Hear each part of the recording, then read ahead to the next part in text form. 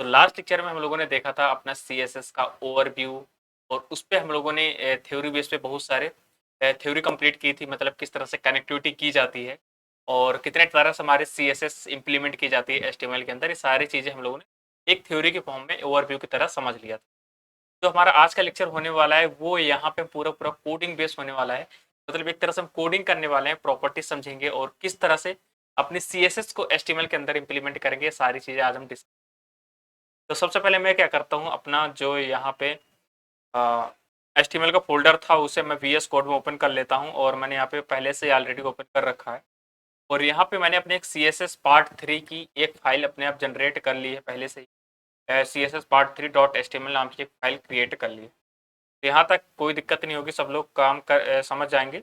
हमें पता है कि जो हमारी CSS कितने तरीके से इंप्लीमेंट होती है, 3 तरीके से इंप्लीमेंट होती है। कौन कौन सी? इनलाइन, इंटरनल और एक्सटर्नल।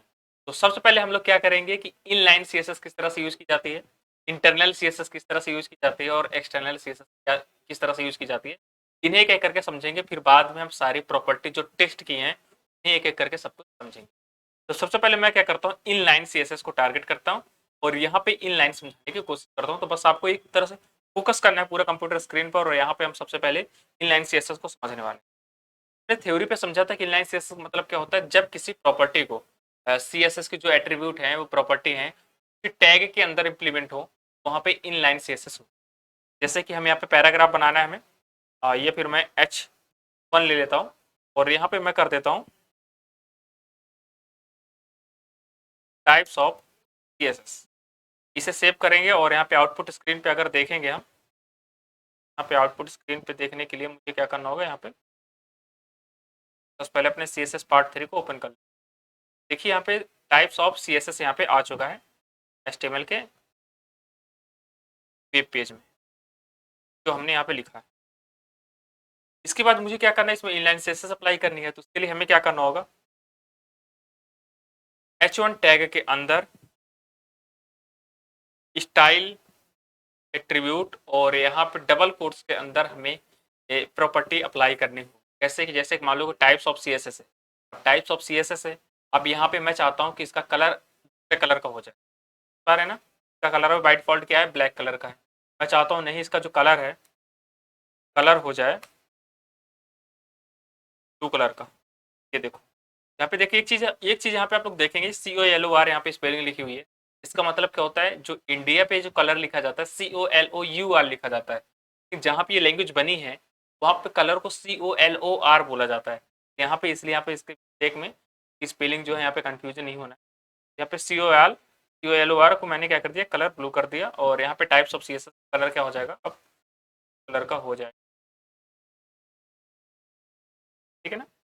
यहाँ पे इस तरह से प्रॉपर्टी कुछ वर्क करती है। यहाँ पे इनलाइन CSS का मतलब क्या होता है, जब किसी टैग के अंदर CSS को हम अप्लाई करते हैं, टैग के अंदर इनसाइड ऑफ जो है एंगल ब्रैकेट के अंदर जब हम CSS का यूज करते हैं, स्टाइल प्रॉपर्टी का यूज करते हैं, तो यहाँ पे इनलाइन CSS। ठीक है, तो यहाँ पे हम लोगों ने क्या कर दिया, style tag style property use की H1 के अंदर, और यहाँ पे हमने कलर क्या कर दिया, ब्लू कलर कर दिया। उसके बाद मैं चाहता हूँ कि जो इसके ये टाइप्स ऑफ CSS लिखा हुआ है वेब पेज में, सेंटर पे आ जाए। कहाँ पे आ जाए, सेंटर पे। अभी तक हम लोगों ने HTML पे क्या कर रहे थे कि किसी भी टैग किसी भी प्रॉपर्टी को जो भी हमारा टेक्स्ट लिखा हुआ है सेंटर पे करना चाहते हैं तो उसे सेंटर टैग के अंदर हम बंद कर देते हैं। लेकिन अब जैसे ही हमें CSS हम लोगों ने सीख लिया या फिर CSS की हेल्प से हम करना चाहते हैं, तो हमें क्या करना होगा, इसे यहाँ पे एक CSS की टेक्स्ट की प्रॉपर्टी अप्लाई करनी होगी।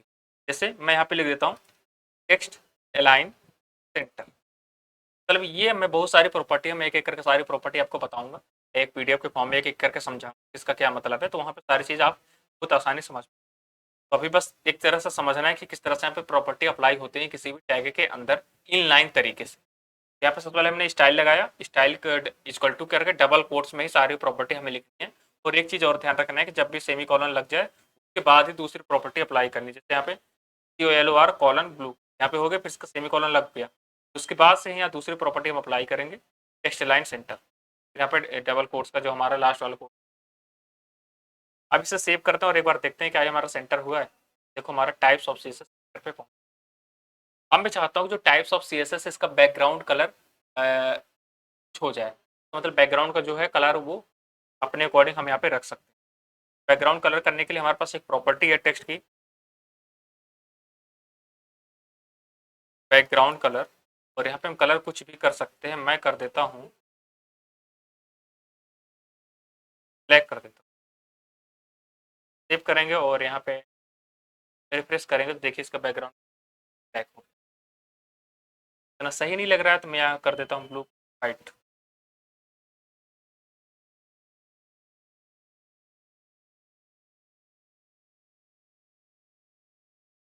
टाइप्स ऑफ सीएसएस हमारा व्हाइट कलर का हो गया और बैकग्राउंड क्या हो गया, ब्लैक कलर का। यहाँ तक कोई दिक्कत नहीं है। इसे बोलते हैं इनलाइन सीएसएस। क्या बोलते हैं, इनलाइन। मतलब इसे टैग के अंदर हम कुछ इस तरह से अप्लाई करें, ठीक है। इस तरह से यहाँ पे देख, हमारा टैग बंद है, फिर टैग हमारा ओपन हुआ, का जो एंगल ब्रैकेट यहाँ पे क्लोज हुआ, और इसके अंदर ही एंगल ब्रैकेट के अंदर ही हम लोगों ने सारी प्रॉपर्टी अप्लाई की। कि इन लाइन सीएसएस के अंदर होता है, मैं कई बार रिपीट, एग्जाम में पूछा जाता है कितनी तरीके से सीएसएस को इम्प्लीमेंट कर सकते हैं एचटीएमएल के अंदर। तो आपको बताना है तीन तरह से, इनलाइन, इंटरनल और एक्सटर्नल। इनलाइन तरीके का मतलब जब किसी एंगल ब्रैकेट के अंदर हम सीएसएस अप्लाई करते हैं उससे इनलाइन। अब यहाँ पे एच1 को, अब यहीं पे मैं पैराग्राफ भी बना लेता हूँ। यहाँ पे लिख देता हूँ फॉर्म, सेव करते हैं और प्रेस करता हूँ। देखो यहाँ पे टेक्स्ट लिख, मैं चाहता हूँ का और थोड़ा सा बढ़ा लेता हूँ, इतना हो गया। मैं चाहता हूँ इसका बैकग्राउंड कलर क्या हो जाए, चेंज हो जाए, या फिर इसका कलर चेंज हो जाए। तो इसका कलर चेंज करने के लिए अब हमें फिर से इनलाइन सीएसएस अप्लाई करनी है किसी पर्टिकुलर टैग पे जाना है हमें और अपना स्टाइल लिखना है। देखिए जैसे इंटर प्रेस करेंगे तो अपने आप, अब मैं चाहता हूँ इसका जो है कलर, यहाँ पे कलर हो जाए, मैंने ब्राउन कर दिया। सेव करेंगे और रिफ्रेश करेंगे तो इसका कलर देखिए ब्राउन, ब्राउन हो गया ना। अब यहाँ पे मैं चाहता हूँ कि इसका बॉर्डर भी कुछ हो जाए, इसके लिए हमारे पास प्रॉपर्टी है, यहाँ पे लगाएंगे, यहाँ पे 2 पिक्सल ले लेता हूँ, 2 सॉलिड, सेव करेंगे और यहाँ पे रिफ्रेश करेंगे का,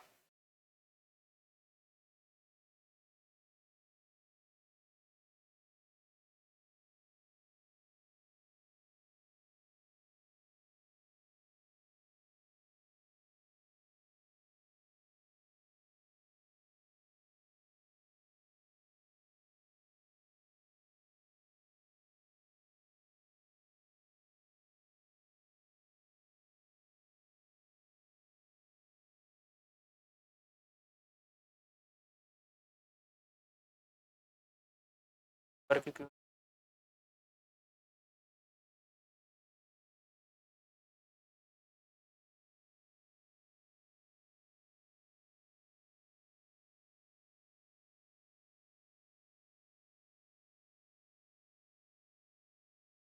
पब्लिक की, देखो यहाँ पे पता नहीं क्यों नहीं वर्क कर रहा था। अब यहाँ पे वर्क कर गया, इसका बॉर्डर क्या हो गया, रेड कलर का हो गया, कोई दिक्कत।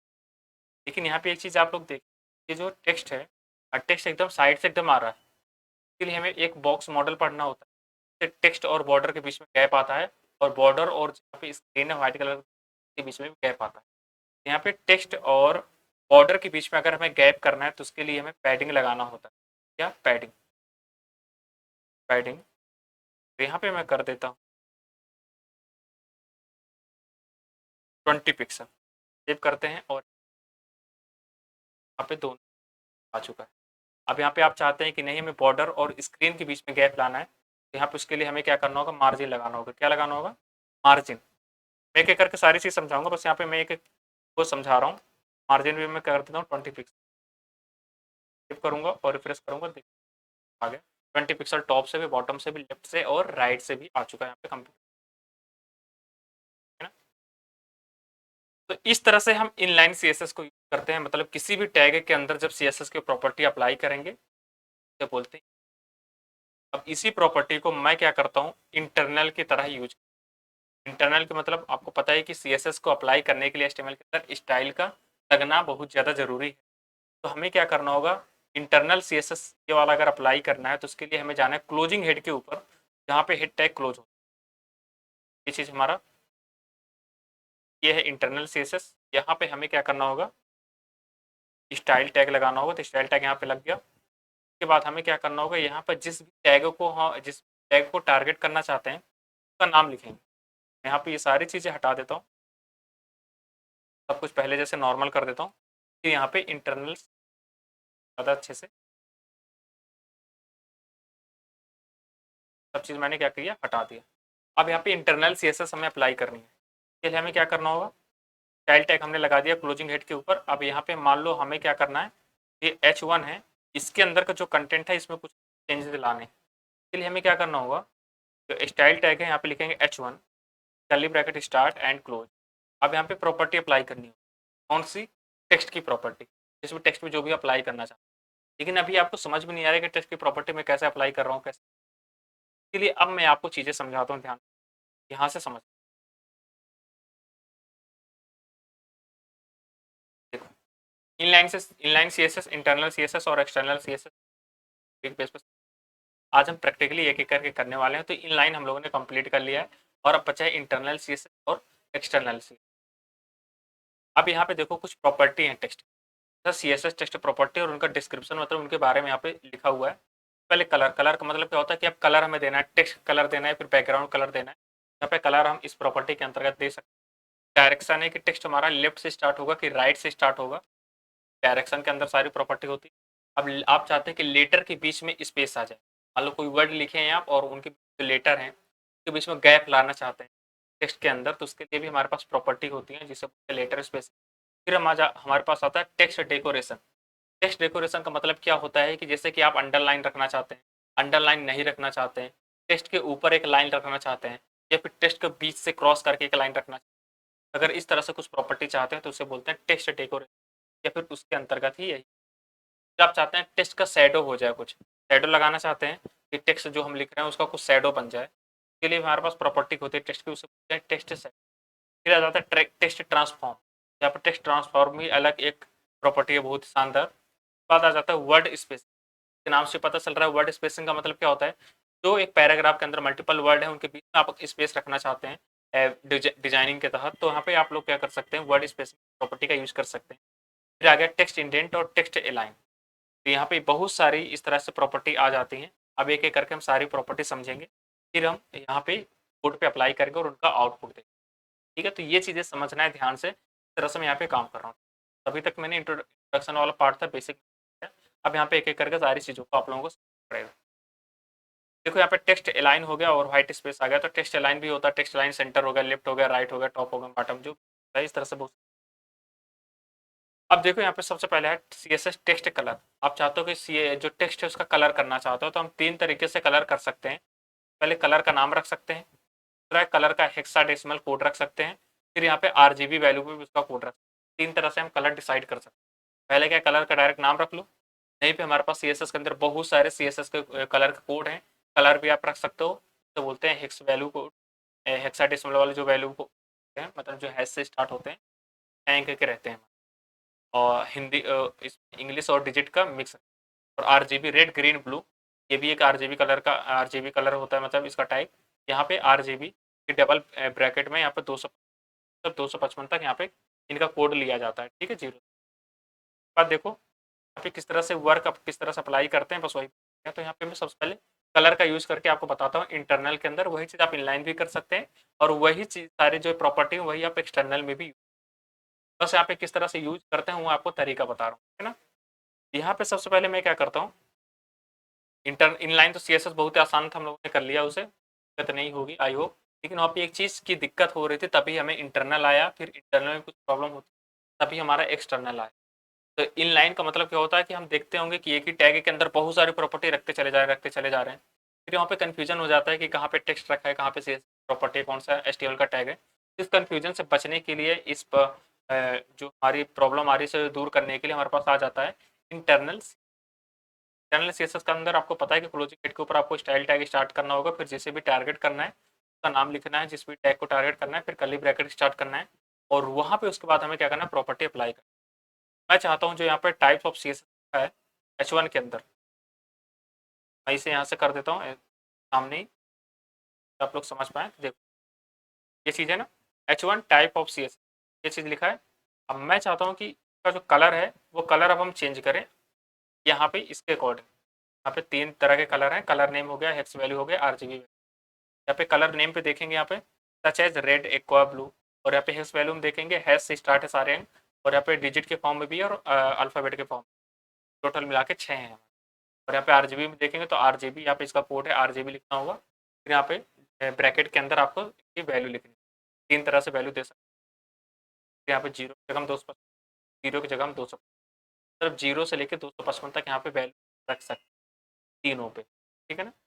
3 तरीके से हम कलर अप्लाई कर सकते हैं, एक एक करके समझ। H1 पे पहले सबसे पहले हम कलर करते हैं,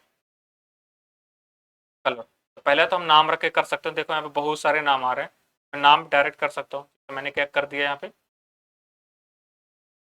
ये नाम मैंने कर दिया, इसे सेव करता हूँ। यहाँ पे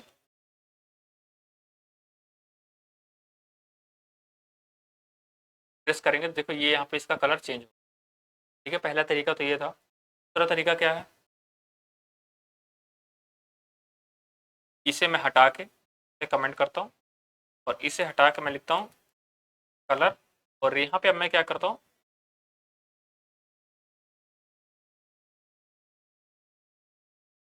यहाँ पे कलर लिख गया।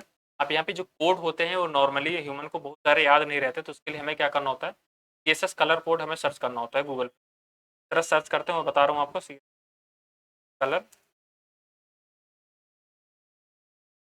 इंटर करेंगे तो CSS कलर कोड बहुत सारे आ जाएंगे।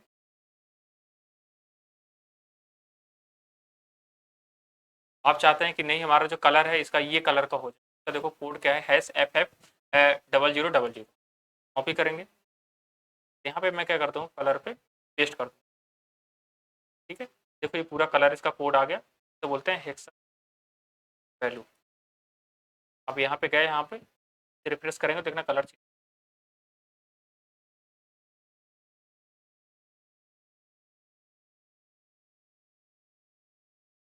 कलर चेंज है ना, इसका कलर कुछ इस तरह से चेंज हो गया। अब यहाँ पे देखो हेक्स वैल्यू हो गई, तो यहाँ पे ऊपर डायरेक्ट हम नाम भी रख सकते हैं। हम इसे भी कमेंट कर देता हूँ। एक तरीका और हमारे पास कलर करने का, तो बोलते हैं red green blue RGB. RGB colour देखते हैं किस तरह से होता है।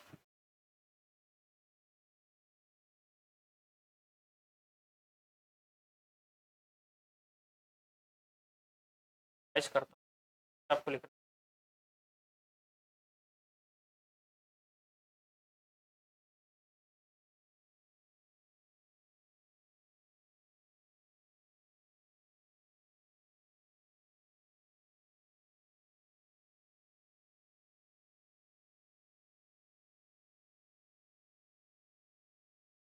देख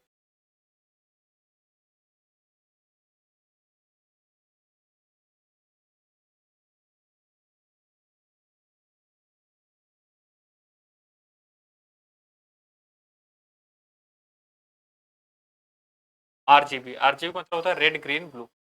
यहाँ पे हम लोग क्या करेंगे, उठा, जो भी आप कलर करना चाहते हो, मैं चाहता हूँ आरजीबी वाली वैल्यू उठाओ। कलर कोड हमें याद नहीं रहता, तो आपको जनरली यहीं वेबसाइट से मैंने आरजीबी कलर ले लिया। का कलर क्या होगा, रेड ग्रीन। पहले का रेड का वैल्यू यहाँ पे ये है, ग्रीन की वैल्यू ये है, सबको मिला के कलर। हम क्या करेंगे, इसे रिफ्रेश करेंगे। देखो कलर को हम 3 तरीके से अप्लाई कर सकते हैं, कर सकते जाता है, एक्स वैल्यू का ही यूज 3 तरीके से हम लोग। अब इसे यहाँ प्रेस करेंगे तो फिर से नॉर्मली ब्लैक हो गया,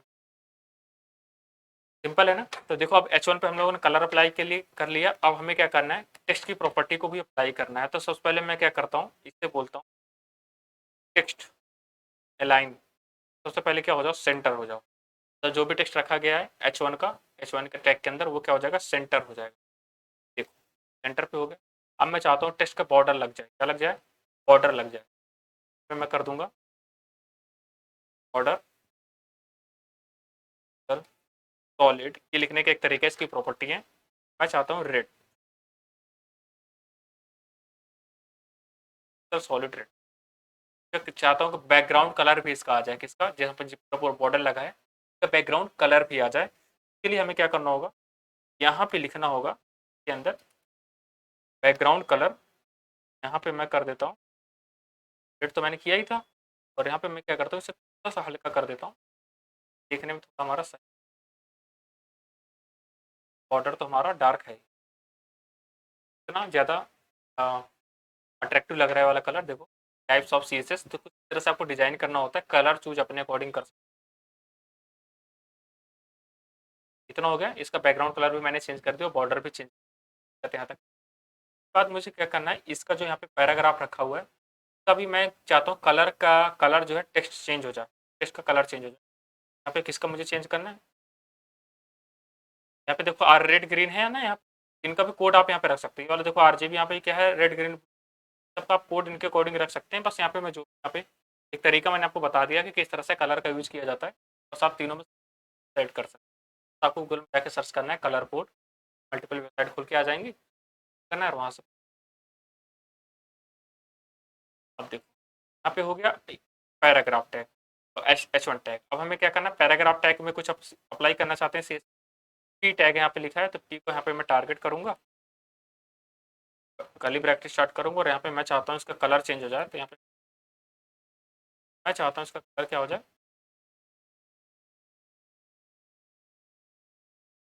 सेव करेंगे और यहाँ पे देखिए क्या हुआ है, नहीं कलर क्या हो गया। का मैं बैकग्राउंड कलर कुछ करना चाहता हूँ, तो बैकग्राउंड कलर के लिए मैं चाहता हूँ यहाँ पे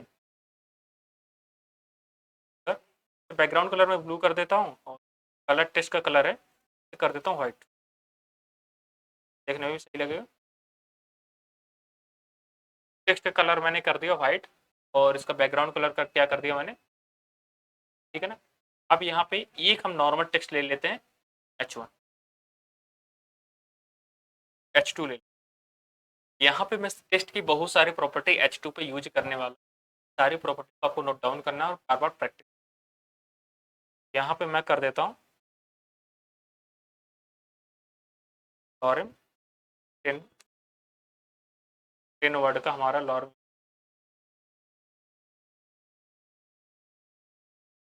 अब इस पे हमें टेक्स्ट की प्रॉपर्टी अप्लाई करनी है H2 पे, H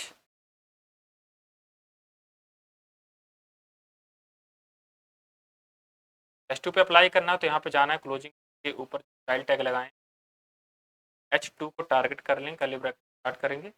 अब यहाँ पे देखो क्या क्या हमें अभी यूज, यहाँ पे चलूंगा लेफ्ट में, और कलर हम लोगों ने यहाँ से यूज कर लिया है, कलर हम लोगों ने यूज कर लिया है। बाद जो हमारा पास आ जाता है text align left, text align centre, text align right, इन सारे तीनों टेक्स्ट। H2 पे हमें क्या करना है, टेक्स्ट अलाइन लेफ्ट,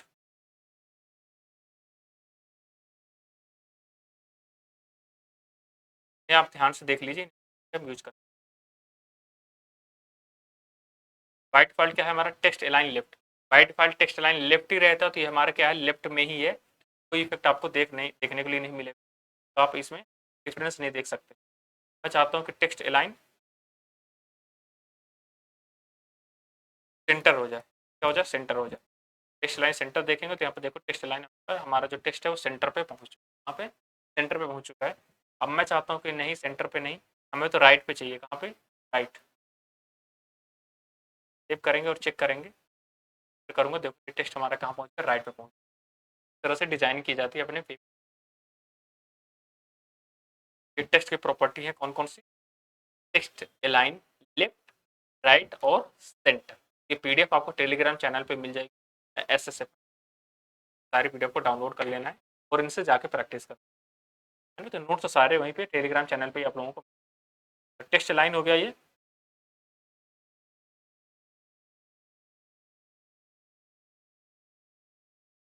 लेफ्ट हो गया, और यहाँ पे कर देता हूँ कमेंट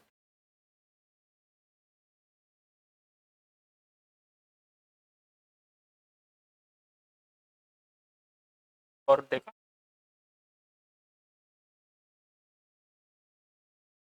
सारी चीज़ें हम लोगों ने कमेंट कर दूंगा, रिप्लेस कर दूंगा। तो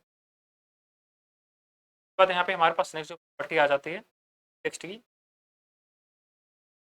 आ जाती है टेक्स्ट डेकोरेशन। टेक्स्ट डेकोरेशन मतलब नन। नन कैसे पता चलेगा, इसका मतलब क्या है, हम क्या करते हैं, H2 है जो, तो मैं कर देता हूँ यू टैग के अंदर, यू टैग, इसका क्या है, अंडरलाइन लग जाएगा। क्या लग जाएगा, अंडरलाइन लग जाएगा। सारी प्रॉपर्टी को हम लोग यूज करने वाले हैं टेक्स्ट डेकोरेशन, लाइन थ्रो और लाइन अंडरलाइन। अंडरलाइन हो गया। अब यहाँ पे क्या करते हैं, H2 है वहाँ पे हम लिखते हैं टेक्स्ट डेक।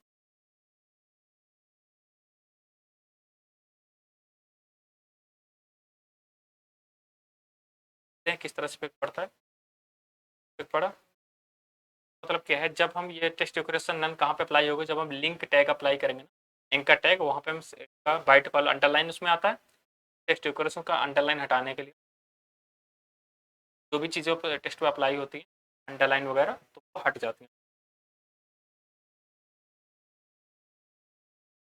अब यहाँ पे जो हमारा नेक्स्ट आ जाता है वो क्या है, लाइन थ्रो, ओवर लाइन और अंडरलाइन।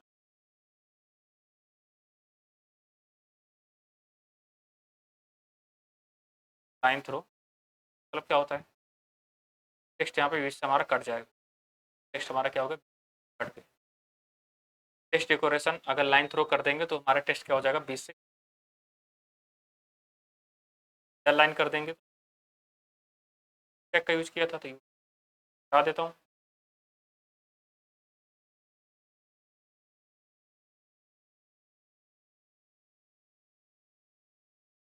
देख, अब यहाँ पे CSS के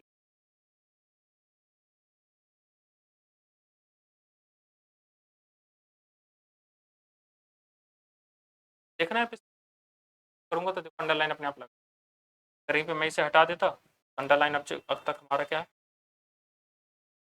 अब CSS की हेल्प से सारी चीज़ें हम इसमें। अब अंडरलाइन में चाहता हूँ नीचे लाइन ना आए, ऊपर आ जाए, मतलब टेक्स्ट के ऊपर लाइन आ जाए, तो क्या लिखना होगा, ऊपर लाइन, टेक्स्ट डेकोरेट करेंगे, रिप्लेस टेक्स्ट के ऊपर। इस तरह से कुछ हमारा डिजाइन किया जाता है टेक्स्ट, जो भी आपको नीड है वैसे डिजाइन कर सकते हैं, दिक्कत वाली बात नहीं। अब यहाँ पे और भी प्रॉपर्टी हमारे पास आ जाती है टेक्स्ट की, एक एक एक करके सारी प्रॉपर्टी आपको समझ। टेक्स्ट की प्रॉपर्टी हमने, text decoration, line throw, line throw मतलब लाइन बीच से कट गई है, पैराग्राफ टेक्स्ट था, टेक्स्ट डेकोरेशन ओवरलाइन ऊपर लाइन करने के लिए, डेकोरेशन अंडरलाइन लाइन। यहाँ पे टेक्स्ट ट्रांसफॉर्म, आप चाहते हो जितना भी टेक्स्ट है वो अपर केस में हो जाए, बार बार प्रेस कर करके अपर केस में ना लिखना पड़े, एक ही बार हम एक प्रॉपर्टी से अप्लाई करें और सी का जो भी टेक्स्ट है वो अपर केस में हो जाए, अपर केस में हो जाए, फिर कैपिटलाइज हो जाए। देखो कैसे होते हैं चीज़ें, यहाँ पे क्या है, text transform, text transform colon, और इस वाली प्रॉपर्टी को आपको तो बोलते हैं CSS टेक्स्ट, ये इस तरह से आते हैं। आता हूँ, सेव करता हूँ,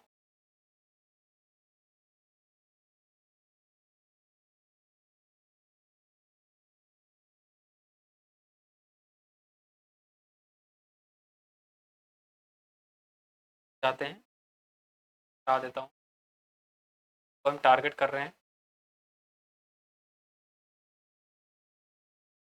टेक्स्ट ट्रांसफॉर्म कैपिटलाइज। कैपिटलाइज मैंने यहाँ पे प्रॉपर्टी, अब जितने भी यहाँ पे वर्ड्स है उनका पहला लेटर अपने आप कैपिटल, जितने भी यहाँ वर्ड यूज किए तो जो पहला लेटर है वो किस में आके कैपिटल आ गया। अगर नहीं हम करते, पहले देखो क्या है, जो पहला वर्ड था उसी का केवल लेटर पहला कैपिटल लेटर। हम चाहते हैं जितने वर्ड हैं उनका बाय डिफॉल्ट जो भी पहला वर्ड है वो कैपिटलाइज हो जाए, करेंगे प्रॉपर्टी यूज कर देंगे टैग को टारगेट करके, टेक्स्ट ट्रांसफॉर्म कैपिटलाइज।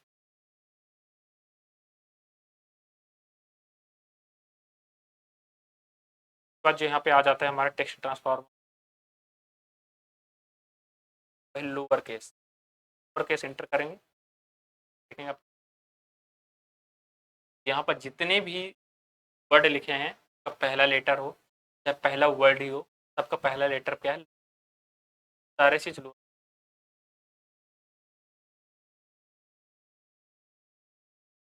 कितनी आता, एक प्रॉपर्टी और इसकी बची,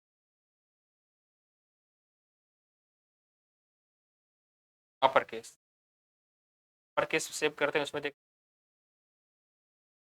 सारे टेक्स्ट जो यहाँ पे स्मॉल लेटर पे लिखे सारे सारे क्या हो गए अपर केस में। यहाँ पे कुछ इस तरह से अगर आपको डिफरेंस करना है, फिर परिवर्तन लाने इसमें, और आप कुछ डिजाइनिंग करना चाहते हो तो ऐसे, यहाँ पे टाइप्स ऑफ सीएसएस है, मैं चाहता हूँ कि सारे जो लेटर हैं वो कैपिटलाइज हो जाए, प्रॉपर्टी हम लोग ने टेक्स्ट ट्रांसफॉर्म अपर केस, हमारा क्या हुआ H1, यहाँ पे कहाँ लिखा, ये यहाँ पे हम लिख देंगे टेक्स्ट ट्रांसफॉर्म अपर केस, कर देंगे सेव। यहाँ पे देखेंगे आउटपुट कितनी है ना, इस तरह से कुछ डिजाइनिंग होती है। ये था यहाँ पे हम लोगों ने टेक्स्ट ट्रांसफॉर्म भी देख लिया। अब यहाँ पे आ जाता है टेक्स्ट इंडेंट पिक्सल, यहाँ पे लाइन हाइट, और लाइन हाइट का मतलब क्या होता है, जो बहुत सारे पैराग्राफ लिखे उनकी हाइट लिखे, लाइन हाइट में टेक्स्ट इन, सब सारी चीज़ें पैराग्राफ में करनी, पैराग्राफ कहाँ पे,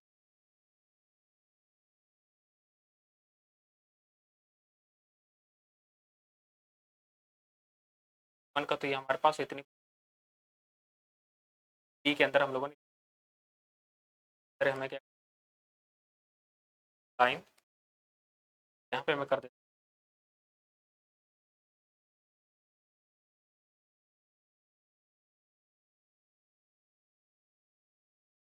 अभी देखो कोई कितनी हाइट है और रिफ्रेश हाइट बढ़ जाए, लाइन के बीच में यहाँ पे हाइट आ चुकी है। इस तरह से अगर लाइन के बीच में हाइट रखना चाहते हैं पैराग्राफ के, तो आपको क्या करना है, लाइन हाइट का यहाँ पे वैल्यू कुछ ना कुछ आपको देना, आ जाता है टेक्स्ट इंडेंट,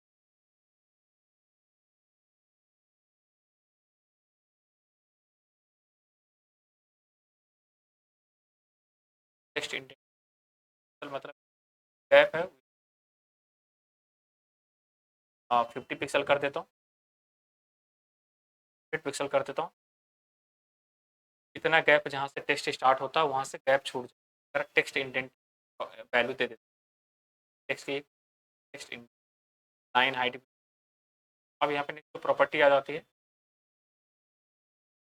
सारी चीज़ें मैंने एक सौ पीडीएफ में मेंशन कर दिया, और आपको समझ, अब यहाँ पे लेटर स्पेस, अभी तक हम लोगों ने क्या किया, लाइन स्पेस, अब यहाँ पे लेटर स्पेस कहाँ पे हम चेक कर, लाइन हाइट बता देता हूँ, फिर मैं करना है लेटर स्पेस, लेटर स्पेस हम चेक करते हैं H2 पे, इस 20 पिक्सल सेव करेंगे, और यहाँ पे स्पेस कम कम है, देख बढ़ गया। ऐसा कुछ डिज़ाइन आप अगर करना चाहते अपने, इस प्रॉपर्टी का यूज कर सकते हैं, CSS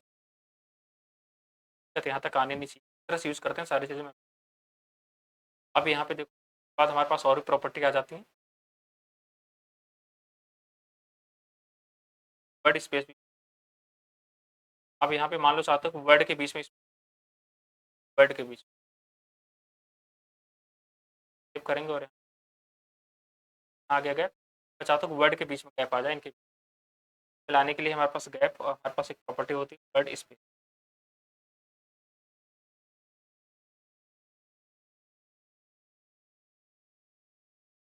word space 20 pixel,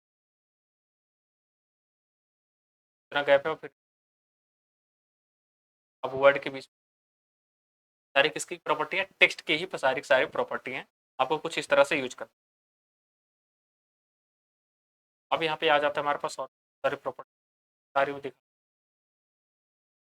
text shadow 2 pixel 1 pixel, वैसे तो मैं इसका बाद में ही बताने वाला था, लेकिन टेक्स्ट शैडो भी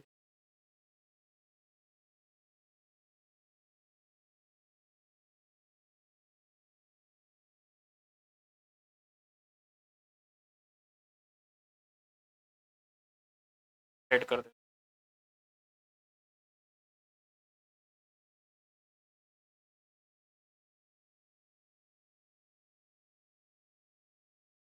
तो यहाँ पे देखो 2 पिक्सल और 1 पिक्सल लिखा है, ये क्लॉक वाइज चलता है। तो मतलब कि ऐसे टॉप से स्टार्ट होगा, टॉप से कितना शैडो आए नीचे की तरफ, और 1 पिक्सल मतलब लेफ्ट से कितनी शैडो जाए राइट हैंड के साथ। ये क्या होता है, क्लॉक वाइज वर्क। ऐसा कुछ टॉप से लेफ्ट से इस आ जाए, तो टॉप से कुछ है कलर इसका सेट हो, फिर बाद में लेफ्ट से भी राइट हैंड साइड।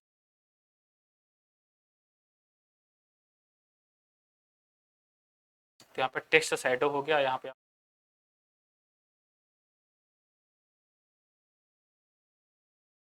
ना। तो इस तरह से कुछ हो सकता है यहाँ पे टेक्स्ट शैडो की इस तरह से अप्लाई करते हैं। तो और भी हमारे पास बहुत सारे प्रॉपर्टी आ जाते हैं। बाद यहाँ पे बॉक्स मॉडल है, इस तरह से आप कर सकते हैं। साइज हो गया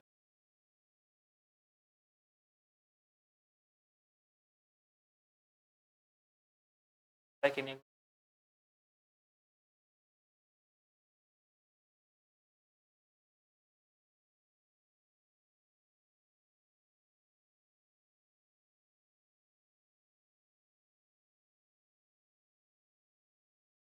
सॉरी, यहाँ पे टेक्स्ट की साइज हमने मल्टीपल टेक्स्ट की साइज यहाँ पे देख ली कि टेक्स्ट की कौन।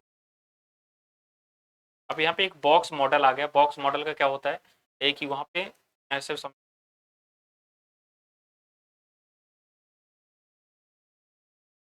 बॉक्स मॉडल मॉडल क्या होता है कि इसमें मल्टीपल प्रॉपर्टी होती है, एक से अधिक मार्जिन और पैडिंग। मार्जिन का मतलब क्या होता है, जो यहाँ पे स्क्रीन है से आपको टेक्स्ट, जिसमें यहाँ पे देखो ये टेक्स्ट है, ये स्क्रीन से व्हाइट वाली स्क्रीन कितना दूर है, अगर इससे आप लोग थोड़ा गैप लाना चाहते हैं तो उसे बोलते हैं मार्जिन। अब यहाँ पे मैंने मान लो बॉर्डर दे दिया, बॉर्डर के अंदर से आपको टेक्स्ट के बॉर्डर और टेक्स्ट के बीच में गैप लाना चाहते हैं तो बोलते हैं पैडिंग।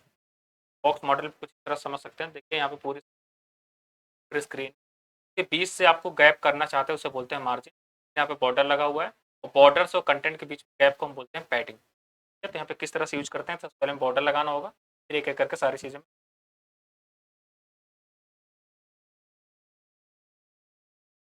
यहाँ पे इसका कंटेंट ही पीडीएफ आपको मिल जाएगा, आप लोग समझ। यहाँ पे देखिए ये जो यहाँ पे लिखा है, ये बॉर्डर लगा, बैकग्राउंड इसका रखा हुआ है ब्लू कलर। यहाँ पे इसका टेक्स्ट रखा, और टेक्स्ट को देखेंगे एकदम साइड से स्टार्ट हो रहा है, और जो बैकग्राउंड है वो भी एकदम साइड से स्टार्ट हो रहा है, स्क्रीन के साइड से। इन पे गैप करना चाहता हूँ, मैंने आपको क्या बताया कि यहाँ पे कंप्यूटर स्क्रीन है और टेक्स्ट है, उसके बीच में अगर गैप करना चाहते हैं तो उसके लिए क्या यूज करते हैं, मार्जिन। क्या है हमारा पैराग्राफ है, पैराग्राफ है। मैं चाहता हूँ गैप आ जाए तो मैं यहाँ पे पैडिंग करूँगा, पैडिंग कर देता हूँ 20 पिक्सल। सेव करूँगा तो देखना अब यहाँ पे गैप आ जाएगा।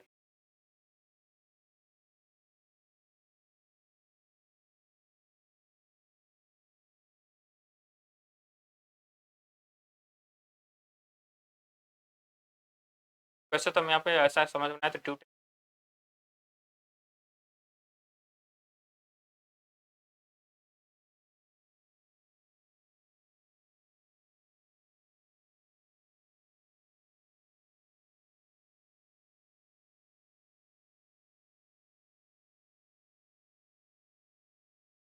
मार्जिन, यहाँ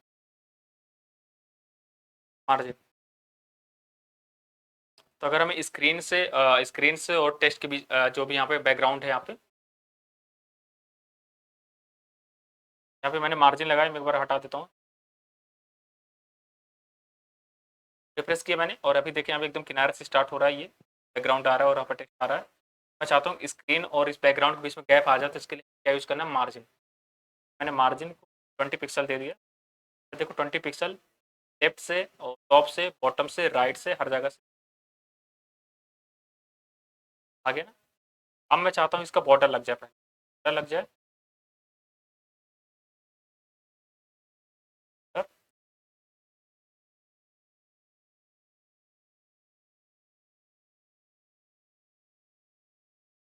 अब मैं क्या करता हूँ, यहाँ पे इनके बीच में क्या है, गैप करना चाहता हूँ बॉर्डर और टेक्स्ट के बीच। के लिए हमें क्या करना होगा, यहाँ पे पैडिंग, पैडिंग में दे देता हूँ।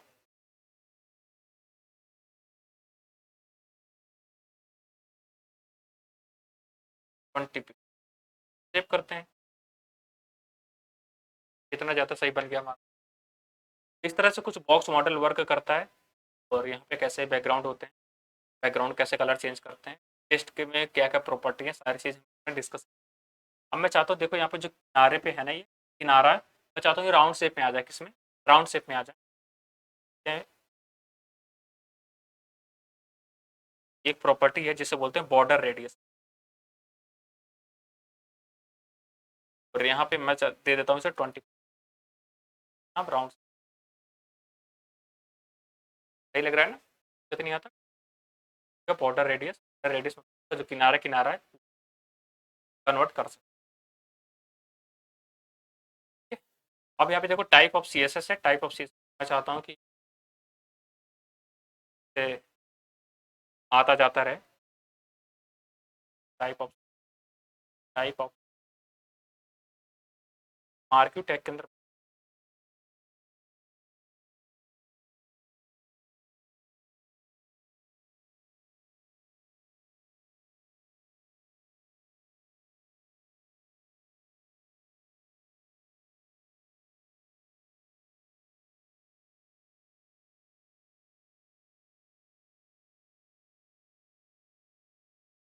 बहुत सारे डिजाइनिंग है,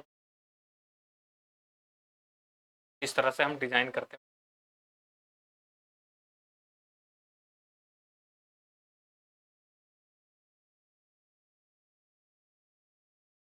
तो ना हमारे, और इस तरह से आप वेब पे डिजाइन कर सकते हैं।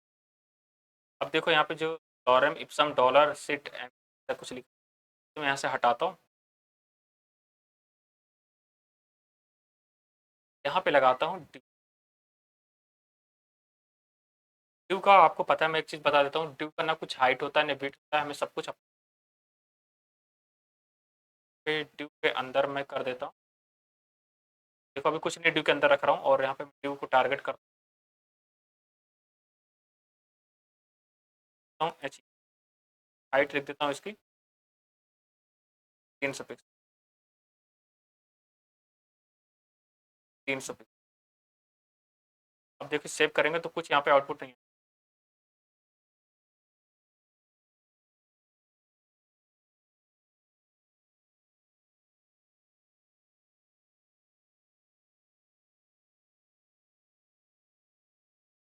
बता देता हूँ,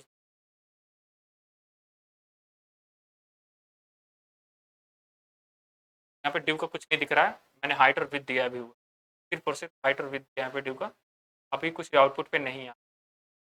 मैं इसका जैसे इसका बॉर्डर कर दे दूंगा, फिर ऐसे करता हूँ बैकग्राउंड कलर, और फिर मैं कर देता हूँ वैलेट, फिर करूँगा। ड्यू का कुछ हाइट और विड्थ नहीं होता, मैं सब कुछ का जो बॉर्डर है मैं राउंड से रेडियस कर देता हूँ, है तरह से हो, है ना। तो इस तरह से हम डिजाइनिंग करते हैं कि इस बॉर्डर के अंदर भी एक बॉक्स दूसरा भी बना सकते हैं, के अंदर हम एक और कुछ बना सकते हैं, बनाऊंगा नहीं, थोड़ा सा अलग टॉपिक, सारी चीज़ आपको पहले समझा। यहाँ पे हम लोगों ने सारी प्रॉपर्टी समझ, टेक्स्ट की प्रॉपर्टी, लेकिन हम लोगों ने समझा कि इसके अंदर इंटरनल। अब इन्हीं सारी प्रॉपर्टी को जिस तरह से यहाँ पे ये मैं इससे क्या करता हूँ, कट कर लेता हूँ सारी सारी प्रॉपर्टी को, ठीक है। तो मैंने क्या किया, यहाँ कट कर लिया, स्टाइल टैग को यहाँ से बंद कर दिया, हटा दिया। अब इसे सेव करूँगा, सेव करूँगा और यहाँ पे जाकर रिफ्रेश, सब कुछ हमारा पहले जैसे। लेकिन अब जितनी प्रॉपर्टी मैंने कट की है इस, अब मुझे यूज करना है एक्सटर्नल सी एस, क्या यूज करना है, एक्सटर्नल सी। यहाँ पे एक्सटर्नल सी एस एस के लिए हमें जाना होता है, यहाँ पे हम कोड करने वाले हैं, लेकिन उससे पहले एक्सटर्नल सी एस एस का मतलब होता है अलग से फाइल बनाना। क्या करना, अलग से फाइल बनाना। इसलिए हमें क्या करना है, सी अलग से फाइल, डबल क्लिक पार्ट, और इसका एक्सटेंशन भी हमें dot C S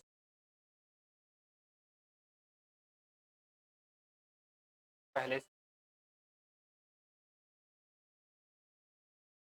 C S S part 3 मैंने यहाँ पे, अब मैं सारी प्रॉपर्टी जो मैंने कट की थी वहाँ से पेस्ट कर दिया। देखो सारी H1 की भी, H2 की यहाँ पे प्रॉपर्टी, की टैग की भी सेव करते हैं, क्या देखें क्या उसमें आउटपुट में पड़ रहा है, कोई इफेक्ट नहीं। ये क्यों ऐसा हो रहा है, सारी प्रॉपर्टी तो यहाँ पे अप्लाई कर दी, लेकिन इसके हमें एक चीज़ करना होता है जो यहाँ नाम है, इसे लिंक करना होता है HTML वाले फाइल, तभी ये वर्क करेगी। तो हमें क्या करना होगा, इसे लिंक करना होगा। लिंक करने के लिए हमें पास एक प्रॉपर्टी है, हमें जाना है क्लोजिंग ब्रैकेट के ऊपर, यहाँ पे देखो यहाँ पे हमें लिखना है CSS, करेंगे तो यहाँ पे आ गया शीट इतना लिखना है, यहाँ पे HREF है, टू है, डबल कोट्स के अंदर हमें फाइल का नाम देना पड़ेगा अलग से। हम पार्ट 3 है, इसका नाम क्या है, CSS पार्ट 3, तो पार्ट 3 एक्सटेंशन। अब इसे सेव, हमने क्या किया, इसकी लिंक, अब क्या करेगा देखते हैं। अब यहाँ सारे प्रॉपर्टी, अब हमें एक ही पेज के अंदर नहीं, ये सब नहीं लिखना, CSS में लिखो और HTML भी उसी में। अब हम लोगों ने क्या किया, CSS की एक अलग से फाइल जनरेट, और वहाँ पे कुछ खिचड़ी जैसा नहीं पकता है HTML फाइल पे, सब कुछ हमारा अलग अलग हो गया, HTML अलग हो गया, CSS, और ज़्यादातर कोडर इसी का ही यूज़ कर, और आप लोग भी फ्यूचर में ऐसे ही जावास्क्रिप्ट अलग फाइल बनाओगे, इस तरह से सबकी अलग अलग फाइल बनाओगे और सब क्या करोगे, आपस में लिंक करो, है ना। तो इस तरह से कोड को समझने में कोई कैसी भी प्रॉब्लम नहीं आएगी। हम सेव करते हैं और अब यहाँ पर रिफ्रेश करेंगे, सब कुछ पहले जैसा, है ना। इस तरह से सारी चीज़ें होती हैं डिजाइन करना वेब पेज को। मैंने पे बहुत सारी चीज़ें बताई, margin, padding, box model, text का सब कुछ सारी प्रॉपर्टी बता दी, आपको डाउन करना है, और ये PDF आपको मिल जाएगा टेलीग्राम चैनल पे, तो वहाँ से। आई होप यहाँ तक अभी आप तक आपको कोई प्रॉब्लम नहीं हुई। ये था हमारा CSS का पार्ट 3। अब इसके बाद जो हम पढ़ने वाले हैं वो है मतलब कि किसी भी टैग को टारगेट कैसे करते हैं। टैग को टारगेट करने का क्या मतलब है, मैंने देखो यहाँ पे ड्यू टैग यूज किया था, और ड्यू टैग के अंदर मैंने यहाँ पे पैराग्राफ को भी रखा, यहाँ पे ये ड्यू भी पूरा कवर कर रहा था, ये ड्यू तो कवर कर ही रहा था। अब मैं चाहता हूँ कि नहीं, हमें इसी ड्यू पे चेंज लाना है, इस ऊपर वाला ड्यू था तो चेंज नहीं लाना है, इसलिए हमें क्या होता है, अलग अलग टैग के अंदर कुछ ना प्रॉपर्टी या ID क्लास या फिर आइडेंटिफाई करने के लिए बहुत सारी प्रॉपर्टी उन्हें देना होता है, इन्हें बोलते हैं सिलेक्टर, क्या बोलते हैं, CSS सिलेक्टर। जो हमारे CSS सिलेक्टर है उससे हम अपने पार्ट 4 में कंप्लीट करने वाले हैं, और यहाँ से हम